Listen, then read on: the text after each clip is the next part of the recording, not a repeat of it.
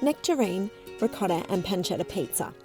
Start by preheating the oven to 230 degrees Celsius. Then grease and line 2 baking trays with baking paper. Next, heat a large frying pan over high heat. Add the pancetta and cook for 1 to 2 minutes each side or until just crisp. Transfer to a plate lined with paper towel and let the pancetta cool slightly before breaking into large pieces. Next, roll out one portion of the dough on a lightly floured work surface to a 25 cm disc.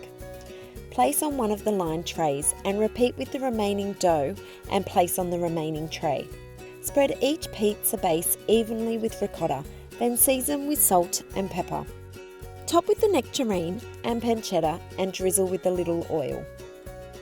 Pop in the oven and bake, swapping the trays halfway through cooking for 15 minutes or until the pizza bases are crisp and golden. To serve, sprinkle the pizzas with rocket and basil leaves. Drizzle with vinegar and the remaining oil. Enjoy this sweet and salty combo for your next pizza night.